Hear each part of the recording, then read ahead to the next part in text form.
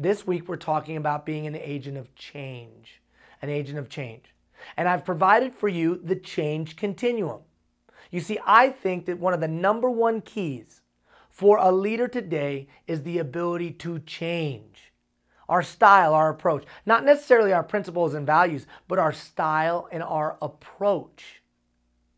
We have to be able to quickly assimilate information, adjust our style and approach.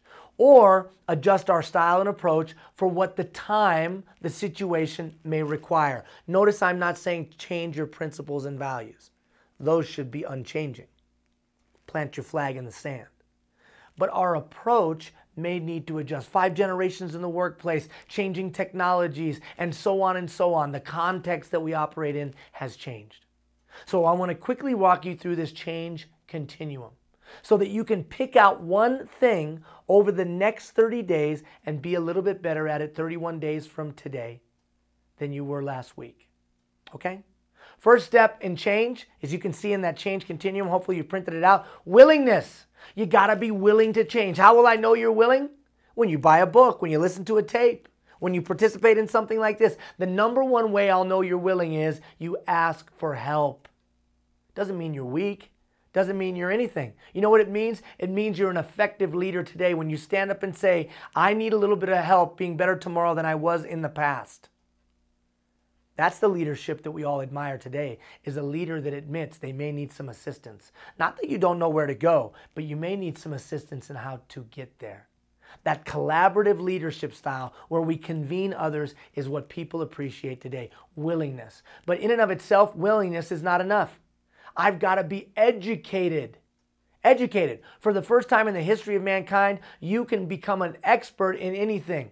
You see, we have the University of Google. We have the University of Yahoo. We have the University of Ask Jeeves. We have the University of whatever your search engine is.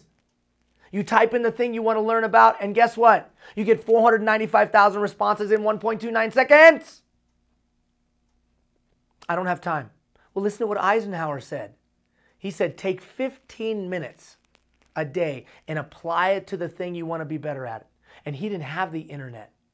You took 15 minutes a day for the next 30 days on the thing you want to be better at, and you're going to get some education. But education in and of itself is not enough. You and I know a whole bunch of people with a whole bunch of fancy letters after their name, but the elevator doesn't go to the top. They are educated, but they don't get it. They don't understand. So to gain true understanding about a subject matter, I would suggest the blended learning approach. I've got to hear about it. I've got to read about it. I've got to write about it. I've got to talk about it. I got to think about it. And I got to do it.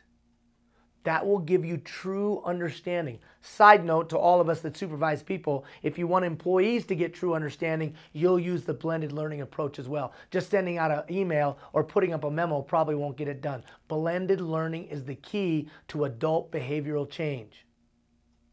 Willingness, education, understanding. But you know what? Those things aren't enough either. John F. Kennedy said this, it's not enough to see a problem. It's not enough to understand a problem. Action and action alone will solve the world's ills. So we have to have some kind of prism to take all of that willingness, education, and understanding and push it through so it's laser-like. It's called action. So for action to be effective, clearly defined objective, with clearly defined timelines, with clearly defined action steps that I put on paper. I've given you a tool. You can pick out one thing, write it down, use that tool that you put on paper. Next step, accountability, and give to somebody else. In some white space free of charge, write this. Who have I given permission to tell me what to do? Larry Bird had a coach. Tiger Woods, a coach. Aretha Franklin, a coach. Michael Jordan, a coach. All of the great top performers in the history of mankind had a coach. Why? Because they were willing to give permission to somebody else to tell them what to do. Who's that for you? You won't reach your full potential unless you have that, and you certainly won't change. Accountability. Put those actions on paper and give them to somebody else. And then finally, analysis. Stop the bus every once in a while. Relook at that action plan that you've put together. Maybe get some advice from those people that you trust and who care about you, and see if you're still making progress. Willingness, education, understanding, action, accountability, and analysis. That continuum, the change continuum, I guarantee you, you follow those 6 steps, you follow them with your whole heart, and by the end of this 30 days, you'll be a little bit better than you were at the beginning. And what does that translate into? A better department. And what does that translate into? A better community for thousands. Have a great week, everybody.